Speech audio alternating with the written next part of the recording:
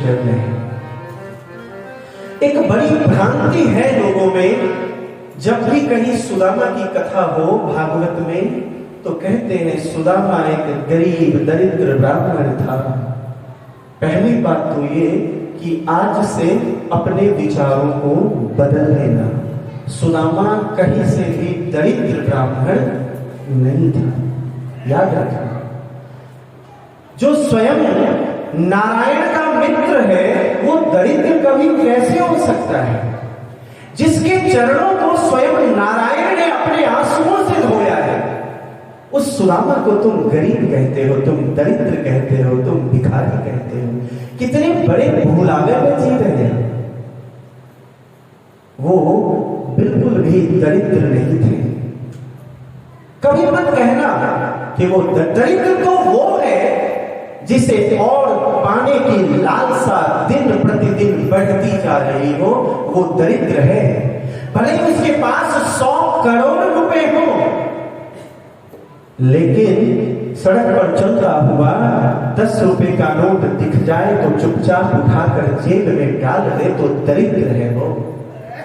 भले ही उसके पास हजारों करोड़ हो, लेकिन रात में नींद नहीं आती कि कल इस 1000 करोड़ में 1 रुपया और कैसे जोड़ेंगे। दरिद्र वो है, दरिद्र वो नहीं जिसने सब कुछ किसी से मांगना ही छोड़ दिया। देखो, जब अच्छी और बड़ी चीज पाने की आकांक्षा हो तो छोटी चीजें अपने आप छूट जाती है, कोशिश नहीं करनी पड़ती। मान लो कि एक सुनसान रास्ते पर आप जा रहे, अकेले जा रहे, सुनसान सा रास्ता, आप अकेले उस पर जा रहे, रास्ते में पीतल का एक बड़ा सा घड़ा मिल जाए। आपने चारों ओर नजर दौड़ाई, कोई वहां पर नहीं है। आपने क्या किया? उस पीतल के घड़े को उठाया, सिर पे रखा और चल दिए। ठीक है, इतना तक ठीक है। कुछ दूर और चले आप, उसी सुनसान रास्ते में अब उतना ही बड़ा एक चांदी का घड़ा दिख जाए तो क्या करेंगे आप? क्या सोचेंगे? कोई आपको महाराज जी आकर ज्ञान देंगे कि पीतल छोड़ के चांदी उठा? उस समय सब अपने आप ज्ञानी बन जाएंगे। कहो ना राधे राधे, जोर से कहो। उस समय सब स्वतः पीतल का घड़ा नीचे रखेंगे और चांदी का। चलो कुछ दूर और आगे चलो, अब सोने का घड़ा मिल जाए, हम चांदी भी वहीं छोड़ेंगे और सोने का घड़ा उठाएंगे। तात्पर्य क्या है? जब अच्छी चीजें मिलती हैं तो छोटी मोटी चीजों को छोड़ने की कोशिश नहीं करनी पड़ती, वो स्वतः छूट जाती है। जब ईश्वर मिलता है, ईश्वर का प्रेम मिलता है, तो बाकी चीजें अपने आप ही छूट जाती हैं। तुमने कभी उसके प्रेम का अनुभव नहीं किया है ना, इसलिए तुम्हें बाकी चीजें कीमती लगती है। जब तक उस व्यक्ति को चांदी का घड़ा नहीं मिला था, तब तक पीतल का घड़ा कीमती लगता था, उसने उठाकर रखा था। लेकिन जैसे ही चांदी मिला, जैसे ही सोना मिला, इसकी कीमत मिट्टी हो गई और उसको उसने छोड़ा। तो जब तक कन्हैया का प्रेम नहीं मिला, जब तक ईश्वर का प्रेम नहीं मिल पाया, जब तक आपने उसका अनुभव नहीं किया है, तब तक आपको संसार की बाकी चीजें अच्छी लगती है, कीमती लगती है।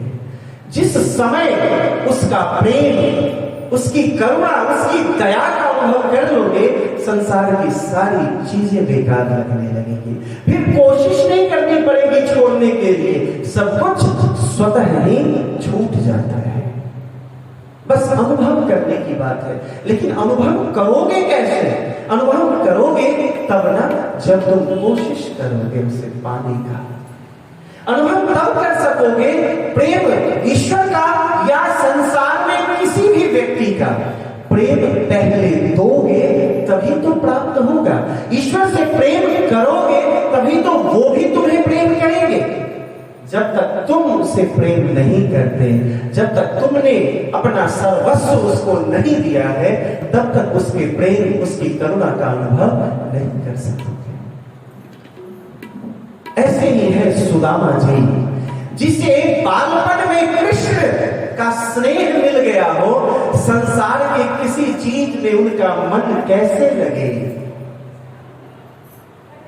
जिसने अंकपाद आश्रम उज्जैन में अपने गुरु के यहां शिक्षा प्राप्त करते समय महीनों तक कन्हैया का सानिध्य पाया हो, स्वयं जगदीश्वर जिसके साथ खेले हो, जिसने कन्हैया का प्रेम, उसकी मित्रता पाली हो, अनुभव कर लिया हो, उसे संसार में और कुछ कैसे अच्छा लगेगा।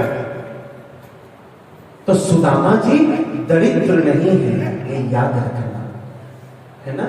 सुदामा अयाचक है, मांगते ही नहीं किसी से कुछ भी नहीं। तो इतना तेजस्वी ब्राह्मण, इतना ज्ञानी ब्राह्मण अगर मांगना शुरू करे तो ढेर लग जाए घर में, लेकिन कभी मांगा नहीं। मैं पिछले वर्ष आज ही के दिन, देवोत्थान एकादशी के दिन, दिल्ली में कथा कर रहा था। देवोत्थान एकादशी को ही आखिरी दिन की कथा थी, इसी तिथि में कथा हुई थी वहां सुदामा की कथा के समय में चर्चा हुई। तो एक वहां किसी पार्टी के बड़े नेता एमएलए थे वहां, वो आए मेरे पास कथा के बाद कि महाराज जी, आपने कहीं आश्रम का निर्माण किया है क्या? हम उस समय जमीन देख रहे थे। उन्होंने कहा कि आश्रम, जमीन लेना, बनाना, जितने खर्च हो मैं अकेला करना चाहता हूं आपके लिए। हो सकता था वो 25-50 लाख रुपए दान देना चाहते रहे। वो आए मेरे पास और मुझे ये बात बताई कि आप महाराज जी जब कहें हम ऐसा करेंगे। अब जिसने कन्हैया के उस प्रेम और स्नेह को अनुभव कर लिया हो, वो कैसे लेने जाएगा। हाँ, उस समय हम बना रहे थे, चाहते थे कि सब लोग 1-1 रुपए, 5-5 रुपए दे उसमें, ताकि सबका हो। इतना पैसा लेकर क्या करते। बड़ी विनम्रता से मुझे उन्हें मना करना पड़ा कि नहीं, हमें नहीं चाहिए। क्यों? क्योंकि आपने अगर ईश्वर का थोड़ा सा भी अनुभव कर लिया है तो फिर इन सारी चीजों का महत्व समाप्त हो जाता है। मांगना होगा तो ये बैठा है ना, इससे मांगे, है ना? तो सुदामा ने बालपन में कन्हैया का सखात्व पाया है, मित्रता पाई है, उनका स्नेह पाया है, उनका प्रेम पाया है। उसे संसार में कोई और चीज कैसे प्रभावित कर सकती है, संसार की कोई चीज कैसे अच्छी लग सकती है। इसलिए वो किसी से मांगते नहीं। ब्राह्मण है, पूजा पाठ करते हैं, यज्ञ हवन करते हैं, साधना करते हैं, कोई कुछ दे जाता है अपने आप तो भोजन कर लेते हैं, नहीं दे जाता तो भी कोई बात नहीं, हरे कृष्ण, चुपचाप पानी पीकर सो जाते हैं। लेकिन आज से ये कहना बंद कर देना कि सुदामा दरिद्र था। जिसके हृदय में लोभ है, दरिद्र उसे कहते हैं। जिसके हृदय में लालच है, दरिद्र उसे कहते हैं।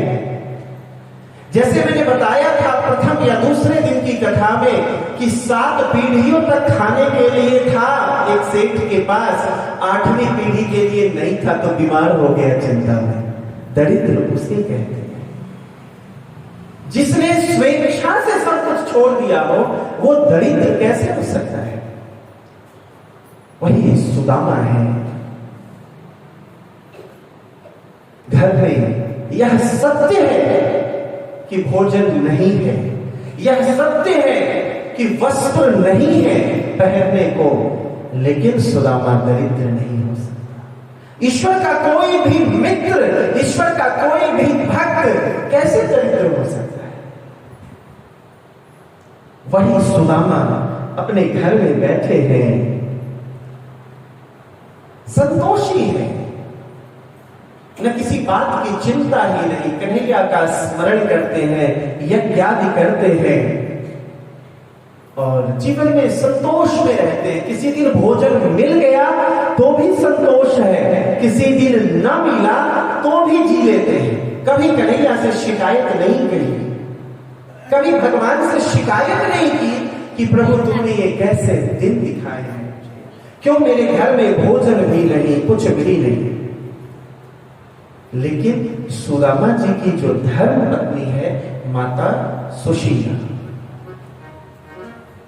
वो चाहती है कि घर में बहुत ज्यादा कुछ न हो, लेकिन कम से कम इतना तो हो कि सुदामा जी को हम भोजन करा सकें, कम से कम इतना तो हो कि हम अच्छे से भोजन करके भगवान का पूजन का ध्यान कर सके। इतना भर चाहती है माता सुशीला। एक दिन माता सुशीला ने कहा सुदामा जी से कि आपको याद है, आपके एक मित्र थे, आपने विवाह के समय मुझे बताया था, आपके एक मित्र थे, बालपन के मित्र, आज वो द्वारकाधीश बने बैठे हैं, आपको उनसे मिलने का मन नहीं करता। सुशीला चाहती थी कि कन्हैया के पास सुदामा जी जाएं और कन्हैया जब उनके दीन दशा को देखेंगे तो कन्हैया समझ जाएंगे कि सुदामा जी के दिन कुछ कष्ट में है, तो वो हमारी मदद करेंगे। स्त्रियां कभी कभी बहुत व्यवहार कुशल होती हैं, माताएं जानती हैं घर चलाना, परिवार चलाना। कभी अगर परिवार में आर्थिक रूप से हम पिछड़ भी जाएं तो माताएं संभालती हैं घर को, वो जानती हैं कैसे चलाना है परिवार। माता सुशीला चाहती है कि कन्हैया के पास जाए सुदामा जी, वो याद दिलाती है, आपको याद है आपके मित्र हैं द्वारकाधीश, कभी आपका मन नहीं होता वहां जाने का?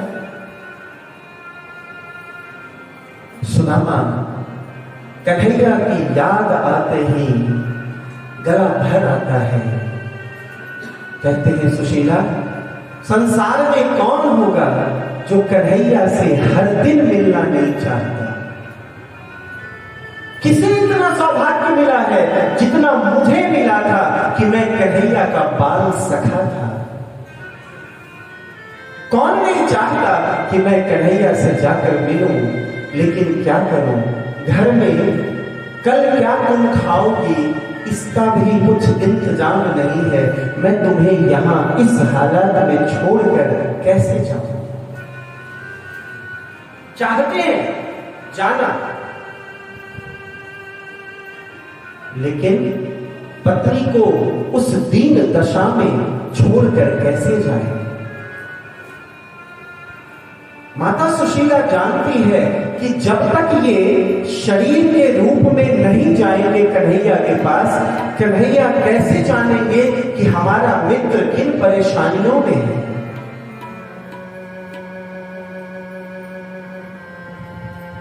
अंत में माता सुशीला ने बड़ा विनती की उनसे, रिक्वेस्ट किया उनसे कि आप एक बार हो आते हैं, आप बार बार अपने मित्र को याद करते हैं, रात में स्वप्न में नींद में अपने कन्हैया को याद करके कभी हंसते हैं कभी रोते हैं, एक बार आप चले जाए और मिल आए अपने मित्र से। सुदामा जी को अपनी पत्नी पर बड़ा गर्व होता है कि संसार तो धर्म से विचलित करने के लिए होता है, तुम कितनी अच्छी पत्नी हो कि मुझे कन्हैया के पास जाने के लिए कह रही हो। वो तैयार होते हैं कि ठीक है मैं कन्हैया के पास जाऊंगा, लेकिन मित्र है वो बालपन का, उसके पास खाली हाथ कैसे जाऊं? माता सुशीला यहां भी व्यवहार कुशलता का परिचय देती है। अगर वो पड़ोस में जाए और किसी घर में कहे कि मेरे पति सुदामा जी कन्हैया से मिलने जा रहे हैं, उनके लिए कुछ भेजना है उपहार, तो उस गांव वाले कितना कुछ न देते कन्हैया के लिए, लेकिन वो चाहते नहीं है। उन्होंने 5 अलग अलग घर से चावल मांगे हैं। एक घर से तो एक जैसा चावल होगा, 5 अलग अलग घर से चावल होगा, जिसमें कोई लंबा चावल हो, कोई टूटा हुआ चावल हो, कोई मोटा चावल हो, कोई पतला चावल हो। वो सोचती है कि कन्हैया इसे देखकर जरूर सोचेंगे कि इसके घर की दशा कैसी है, कि 2 मुट्ठी चावल भी नहीं है, अपने ये अलग अलग घरों से मांग कर लाए हैं। इसलिए वो अलग अलग घरों से मांगती है चावल के लिए। ऐसे वस्त्र में उस चावल को बांधती है, जो वस्त्र भी 5 जगह से फटा हुआ। वो जानती है मेरे पति स्वाभिमानी हैं, मित्र के यहां जाकर कुछ मांगेंगे नहीं, अपनी परिस्थितियों के विषय में कुछ चर्चा नहीं करेंगे, इतना स्वाभिमानी। और वो क्यों नहीं? जगदीश्वर जिसका मित्र है, वो स्वाभिमान न रखे तो क्या रखे?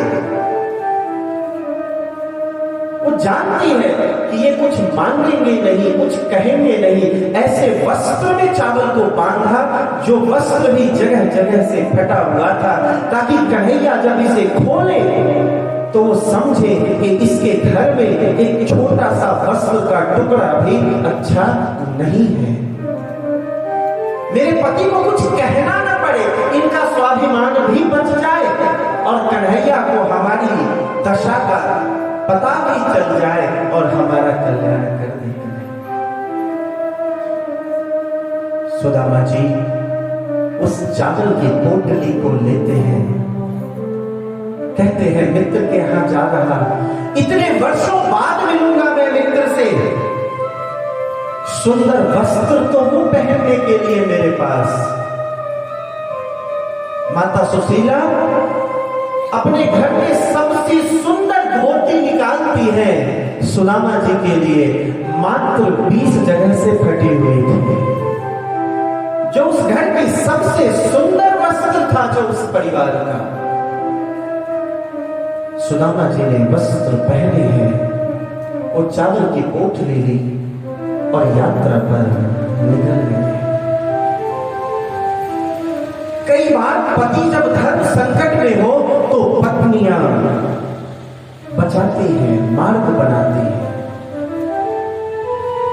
यहां सुदामा के स्वाभिमान से परिचित है माता सुशीला, इसलिए ऐसी व्यवस्था बनाई है कि कन्हैया तक हमारा संवाद पहुंच जाए।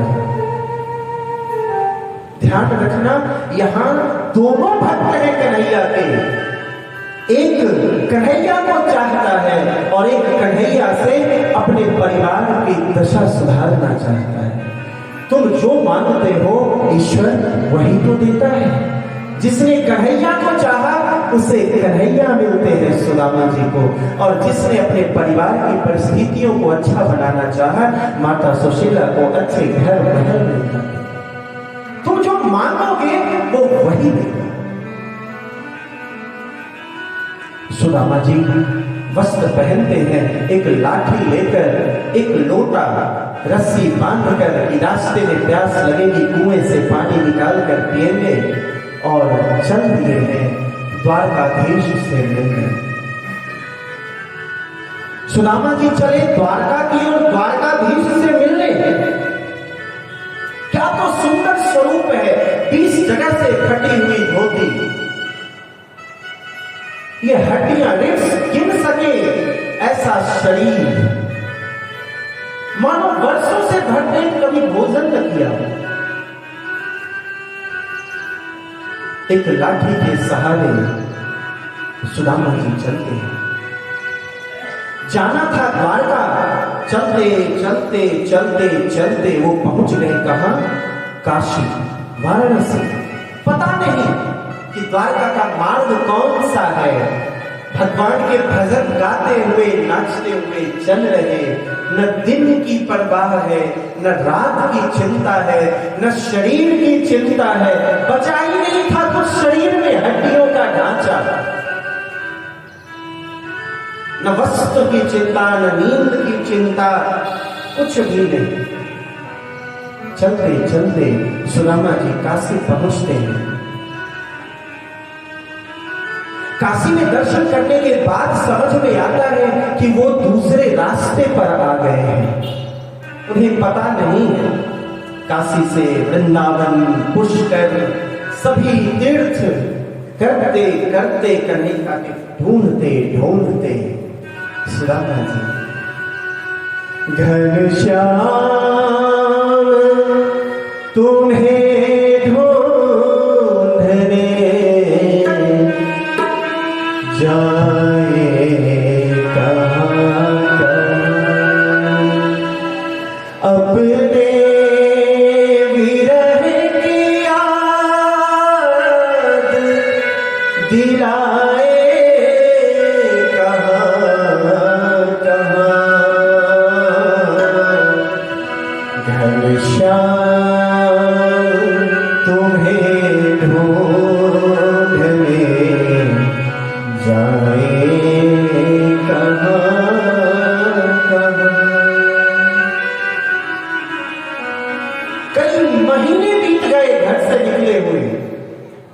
मार्ग नहीं मिलता। कन्हैया कहां बैठे हो तुम?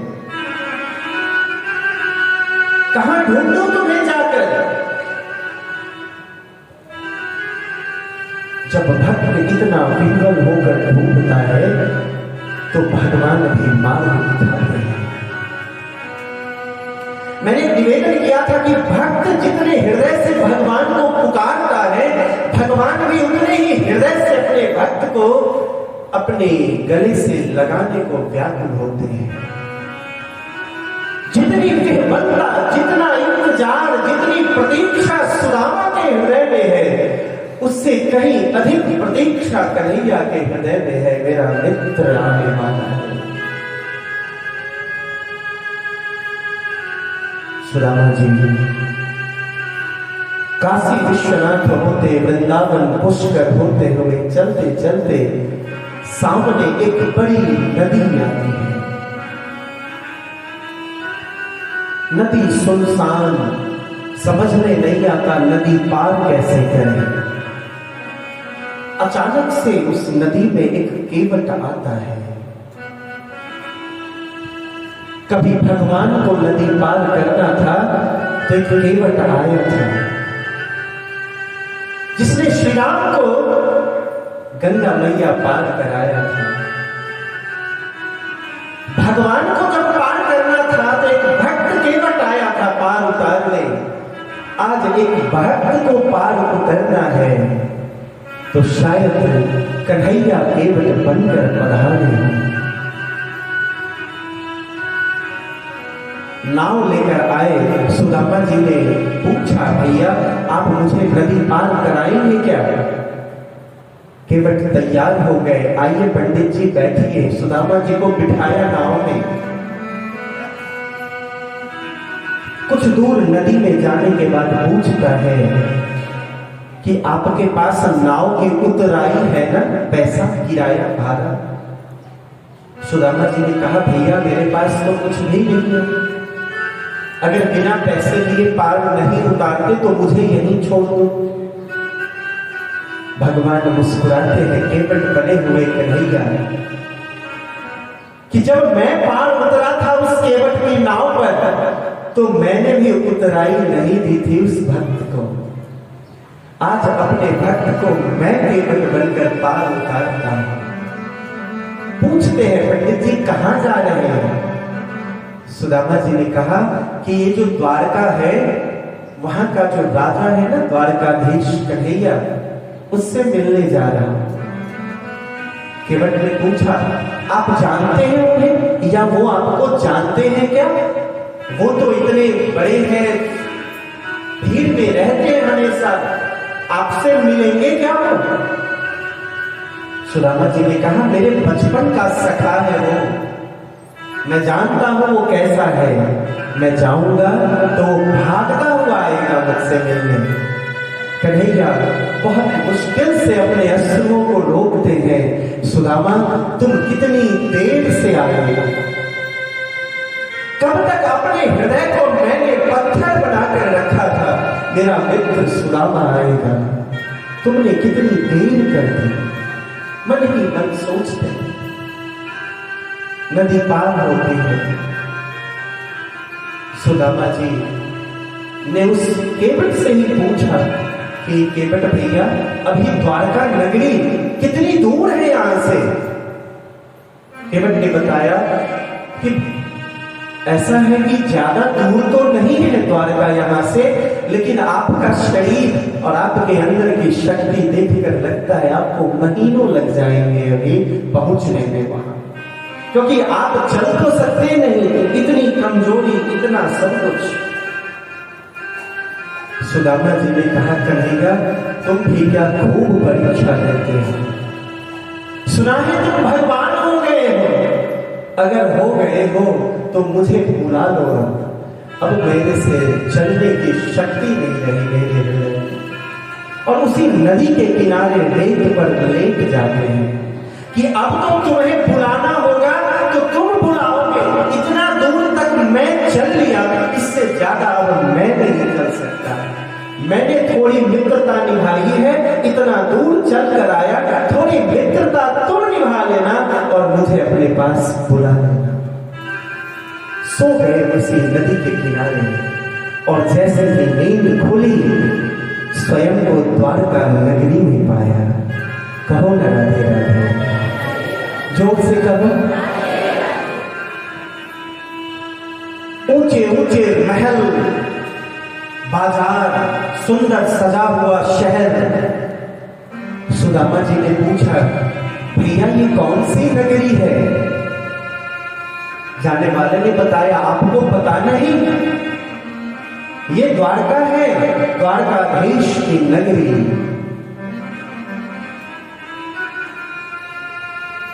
सुदामा ने मन ही मन कन्हैया अपने मित्र को धन्यवाद दिया कि अच्छा कन्हैया तुम सच में बड़े मायावी हो, मुझे नींद में यहां ले आए। पूछा कि कन्हैया का महल कहां है। किसी ने बताया कन्हैया का महल इस मार्ग से जाना, आगे मिल जाएगा। सबसे ऊंचा जो कटारी है महल है कन्हैया द्वारकाधीश का। सुदामा जी चलते हैं, वहां तक जाते हैं, वही स्वरूप है, न सिर पर पगड़ी है, वस्त्र फटे हुए हैं, महीनों हो गए घर से निकले हुए, होठ फट गए हैं, बोलते हैं तो होठ से खून गिरता है, रिसता है, एड़ियां पैरों की फट गई है, शरीर मानो झुलस गया है। कन्हैया के द्वार पर जाकर खड़े होते हैं। कन्हैया के द्वार पर दो दरबार हैं, जय विजय, जैसे नारायण के पास थे। वो कहते हैं कि भैया जय श्री कृष्ण किया, दरबार ने जय श्री कृष्ण किया, द्वारपाल ने कहा महाराज आप कहां आए हैं, किससे मिलना है। देखो कथाओं को नएपन और विलक्षणता से सुनना। पूछा महाराज पंडित जी आप कहां से आए हैं, किससे मिलना है। सुदामा जी ने कहा मेरा नाम सुदामा है, कन्हैया का मित्र हूं मैं, जो आपके कन्हैया है, बाल सखा हूं उनका, उससे मिलना चाहता हूं, बहुत दूर से आया हूं चलकर। दरबान जो द्वारपाल थे वो जानते थे कि कन्हैया कैसे है, उनसे मिलने प्रतिदिन तो कोई ब्राह्मण देश के किसी कोने से, कोई भगवान का भक्त किसी कोने से ऐसे ही आता था। सब कन्हैया सबके लिए सहज थे, सबके लिए उपलब्ध थे, कोई भी आओ कन्हैया का द्वार सबके लिए सदैव खुला हुआ है। बस उस द्वारपाल ने इतनी विनती की कि ब्राह्मण देवता आप थोड़ी देर बैठे। वैसे तो हमारे कन्हैया ऐसे हैं कि सबसे मिलते हैं, राजा महाराजा से ना मिले तो चलता है, लेकिन अपने सामान्य भक्तों से तो सदैव मिलते हैं। आप थोड़ी देर रुके, भोजन के बाद आराम करने का समय है द्वारकाधीश का। मैं एक बार देख कर आऊं कि वो शयन में या आराम करने तो नहीं चले गए। सुदामा जी बैठे वहां, द्वारपाल जाता है कन्हैया के पास। वहां पर परिचारिकाएं हैं, उन परिचारिकाओं को कहता है कन्हैया द्वारकाधीश से मिलना है। द्वारकाधीश अपने कक्ष में आराम करने के लिए जा ही रहे हैं। द्वारपाल को देखकर रुकते हैं, पूछते हैं क्या बात है।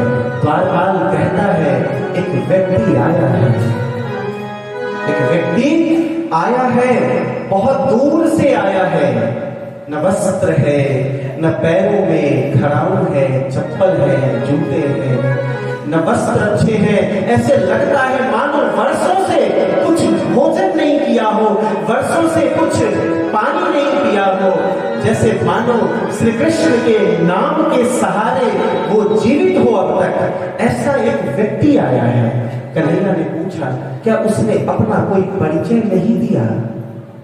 और जैसे ही द्वारपाल ने कहा हाँ उसने अपना परिचय दिया है, उसने अपना नाम सुदामा बताया है, बस इतना सुनना भर था, कन्हैया भागते हैं, दौड़ते हैं। उत्तरीय कहीं और गिरता है, चरण पादुका कहीं और गिरती है। 7 द्वार है कन्हैया के कक्ष से और मुख्य द्वार तक 7 द्वार पार करते हैं। पीछे अनिरुद्ध भागता हुआ आता है, उद्धव जी से पूछता है ऐसा क्या हुआ, कौन आ गया है जो द्वारकाधीश ऐसे विह्वल होकर भाग रहे हैं? उद्धव जी ने कहा मुझे नहीं मालूम कौन आया है। द्वारपाल ने किसी का नाम बताया और कन्हैया सब कुछ भूल कर भाग रहे हैं, सब कुछ छोड़कर भाग रहे हैं। 7 द्वार पार किए हैं कन्हैया ने। न वस्त्र की चिंता है, न चरण में पादुका है, न अपने मुकुट की चिंता है, न मोर पंख की चिंता है। जिस कन्हैया के साथ बांसुरी जीवन भर रहा, उस बांसुरी की चिंता नहीं, सब कहीं और बिखर गया। और कन्हैया भागते हुए 7वें द्वार तक पहुंचते हैं। सामने सुदामा है, सामने सुदामा जी। भक्त जब अपनी भक्ति की चरम अवस्था पर आता है तो भगवान भी कभी भक्त के लिए रोते हैं, उससे मिलने के लिए तरसते हैं, उसके दर्शन को रोते हैं। सामने सुदामा को देखा और द्वारकाधीश वही बालपन का कन्हैया बनकर दौड़कर अपने मित्र सुदामा से लिपट जाते हैं। सुदामा तुमने आने में कितनी देर कर दी, कितने वर्ष हमने तुम्हारी प्रतीक्षा की कि मेरा मित्र सुदामा कभी आएगा, तुमने कितना देर कर दिया आने में। राधा रोई रोई जितनी कान्हा के लिए, कन्हैया उतना रोया रोया था सुदामा के लिए। सुदामा तुमने कितना देर कर दिया आने में, तुम्हें अपने मित्र की याद नहीं आई कभी? तुम इतने निष्ठुर कैसे बन गए थे? तुम कभी क्यों नहीं आए मिलने? गले लगे दोनों मित्र एक दूसरे से शिकायत कर रहे, कन्हैया तुमने भी तो कभी बुलाया नहीं मुझे। एक कहता मित्र तुम आए नहीं, इतने देर से आए। दूसरा कहता मित्र तुमने कभी बुलाया नहीं, कभी याद नहीं किया। सारे संसार की निधि इस पर न्यौछावर है। जब कोई भगवान अपने भक्त के लिए विह्वल होकर रोए, उस भक्ति की पराकाष्ठा को समझना। जब भक्त बनना, जब प्रेम करना, तो सुदामा सा प्रेम करना अपने कन्हैया से। उसे अपने गले से लगाए हुए कन्हैया सुदामा जी को लेकर अंतःपुर में आते हैं। अपने दरबार के सबसे सुंदर सिंहासन पर कन्हैया को सुदामा को बिठाते हैं। सभी हैरान है, सभी रानियां, सभी पटरानियां, स्वयं उद्धव, सभी मंत्री, सभी सेनापति, ये कौन आ गया है? स्वयं साक्षात ब्रह्मा जी भी आ जाए तो कन्हैया से मिलने के लिए प्रतीक्षा करनी पड़ती है। ये कौन है जिसकी प्रतीक्षा वर्षों से कन्हैया कर रहे थे, जिसके दर्शन के लिए कन्हैया की आंखें तरस रही थी, जिसके दर्शन के लिए स्वयं जगदीश्वर की आंखें तरस रही थी। ये कौन है वो व्यक्ति? कन्हैया ने सुदामा जी को अपने सिंहासन पर बिठाया। माताओं को समझ में आ गई कोई विलक्षण अतिथि है। सोने की थाली बड़ी सी लाई गई, चरणों के पास रखा गया सुदामा जी के। स्वयं जगदम्बा माता लक्ष्मी जल डालती है और स्वयं नारायण अपने मित्र का चरण पखारते हैं। किस संसार में ऐसा कोई भक्त हुआ क्या? भक्त तो छोड़ो, क्या कोई भगवान हुआ क्या जिसके चरण नारायण ने पखारे हो, जिस पर जल स्वयं माता लक्ष्मी उड़ेल रही हो और नारायण चरण पखार रहे हो। माता जल डाल रही, नारायण चरण पखार रहे। पैरों को हाथ में लेकर जब अपने उंगलियों से उसको पोंछना शुरू किया तो देखा उनके पैर जो फट गए थे, दिवालियां, उसमें कंकड़ चुभे हुए हैं। एक एक कंकड़ को निकालने पर खून की धारा बहती सुदामा के पैर से। फिर वहां माता के जल की आवश्यकता नहीं रही। मित्र की पीड़ा में कन्हैया रोते हैं, उन अपने अश्रुओं से अपने मित्र के चरण को धोते हैं, पखारते हैं। सुदामा विफल है, समझ नहीं आ रहा क्या करूं, कैसा क्या बोलूं, समझ में नहीं आ रहा।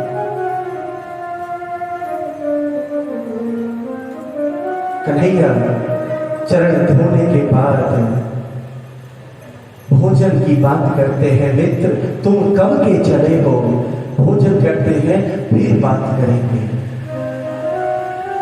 सुदामा जी के लिए भोजन की थाल लगाई गई। भोजन की थाल परोसने वाले कौन है? वही जगदम्बा माता लक्ष्मी भोजन पका रही है। कितना बड़भागी है सुदामा। और तुम कहते थे कि सुदामा दरिद्र ब्राह्मण है। कितना झूठा कंसेप्ट था माइंड में फिक्स किया हुआ। जिसका चरण नारायण धो अपने अश्रुओं से, जिसके लिए भोजन स्वयं जगदम्बा पकाए, वो दरिद्र। भोजन की थाल रखी गई। सुदामा जी ने जीवन में कभी ऐसा भोजन नहीं किया था। जीवन में कभी कल्पना नहीं की थी कि इस प्रकार का भोजन मिलेगा। सुदामा जी ने कन्हैया को बुलाया, कन्हैया इधर आना। कान में कहा, कन्हैया मैं ठहरा गरीब ब्राह्मण, कभी ऐसा भोजन किया नहीं।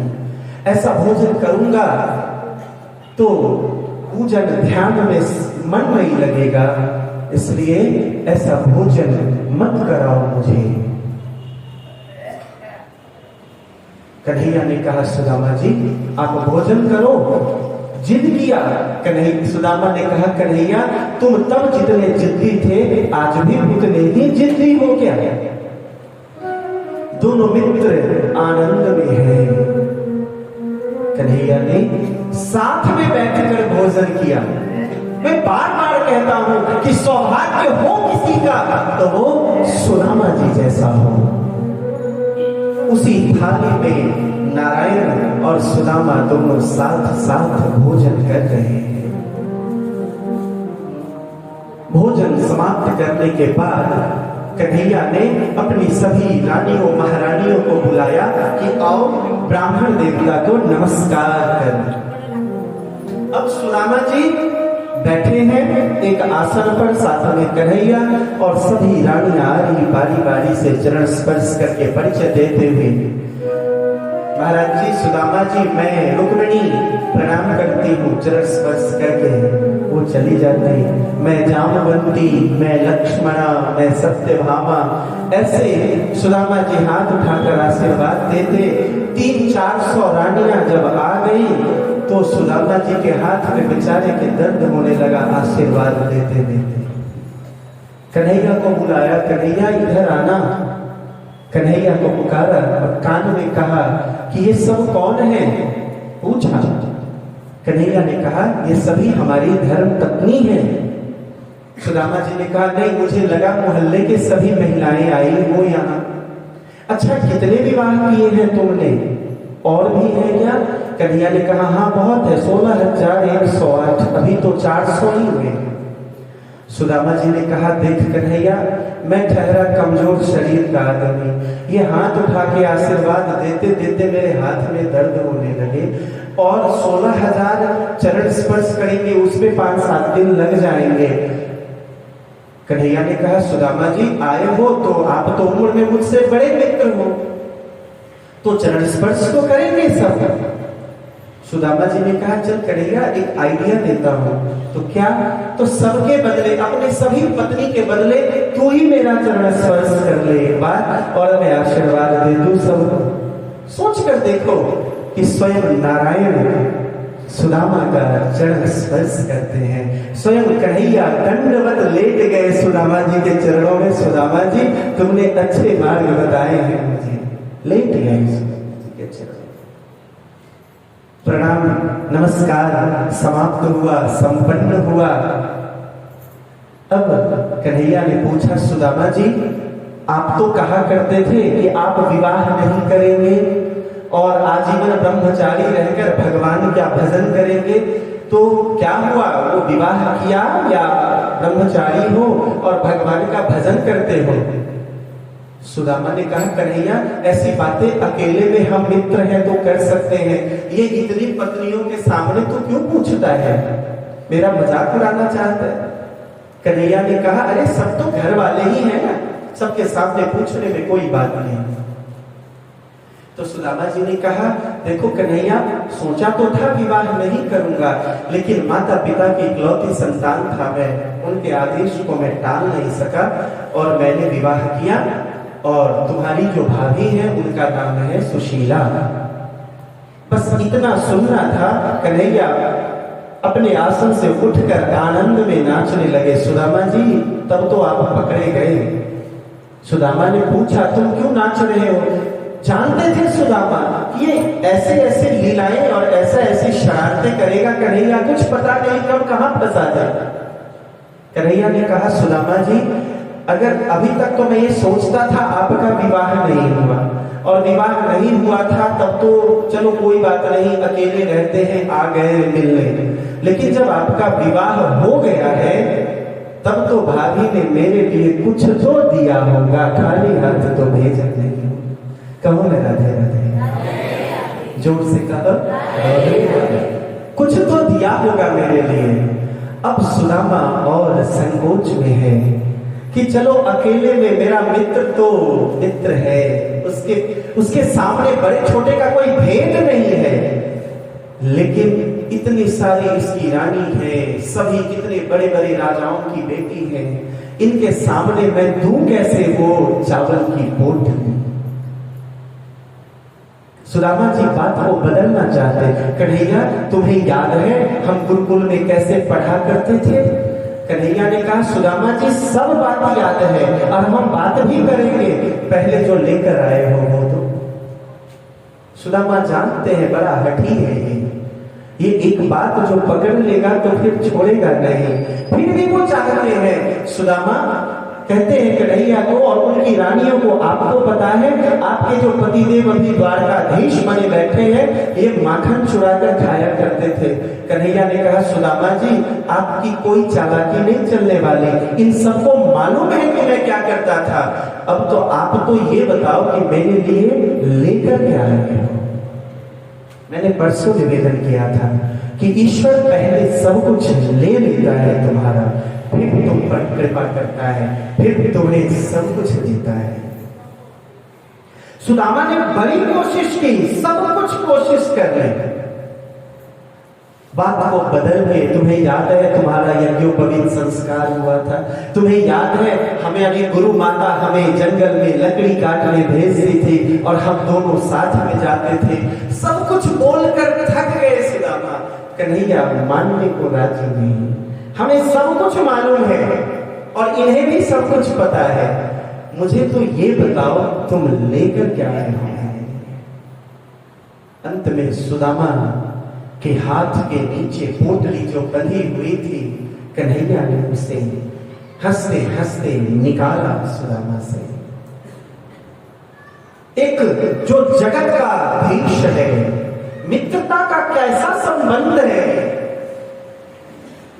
एक समस्त जगत का मालिक है और एक वो जिसके घर में भोजन करने के लिए कुछ नहीं। ये कैसी मित्रता है। सुदामा के उस पोटली को कन्हैया ने जैसे ही खोला, माता सुशीला जो कहना चाहती थी कन्हैया के समझ में आ गया। मेरा मित्र जो इतना तेजस्वी ब्राह्मण है, इतना ज्ञानी है, इतना ध्यानी है, इसकी कैसी दशा है। इसके घर में 2 मुट्ठी चावल नहीं है। समझ में आ गया, अलग अलग घरों से मांग कर लाया गया। इतना छोटा सा वस्त्र नहीं, वो वस्त्र जो फटे हुए वस्त्र के टुकड़े में बांध कर लाया है। कन्हैया ने उसे खोला पोटली को और उसे एक बार अपने मुख में डाला, कहा अनेन समस्त स्वर्ग लोक की जितनी समृद्धि है सुदामा मैं तुम्हें अर्पण करता हूं। हृदय समस्त स्वर्ग लोक की सारी समृद्धि सुदामा को अर्पित किया। एक बार फेंक लिया, दूसरी मुट्ठी समस्त संसार इस पृथ्वी की जितनी समृद्धि है सुदामा मैं तुम्हें अर्पित करता हूं। तीसरा लेना चाहा, माता लक्ष्मी रुक्मिणी मैया ने इशारे से मना किया, रोक। अच्छा सुदामा जी ने कुछ नहीं मांगा, स्वाभिमान मित्रता में कैसे कुछ मांगो। और वो मित्र कैसा जो अपने मित्र की दशा को खुद न समझ जाए और उसकी मदद ना करे। मित्र के सामने भी अगर आपको कहना पड़े कि मैं इस कठिनाई में हूं, तो वो मित्र कैसा है। सच्चा मित्र तो वो है जो अपने मित्र के स्वाभिमान की भी रक्षा करता है, उसे जताता भी नहीं, उसे बताता भी नहीं और उसकी सहायता भी कर देता है। कन्हैया ने सुदामा जी के स्वाभिमान की भी रक्षा की। वो कोशिश कर रहे हैं, देखो ये ऐसी भक्ति कि भगवान कोशिश कर रहा कुछ मांग लो, और भक्त है कि जिद पे अड़ा हुआ कुछ मांगो क्यों। जब तुम मेरे हो संसार में और कुछ मैं क्यों मांगू। कहो ना राधे राधे, जोर से कहो ना। भगवान चाहते हैं सुदामा कुछ कहे, लेकिन सुदामा है कि उस आनंद में है, कन्हैया तुमसे मिल लिया, तुम्हारे दर्शन हो गए और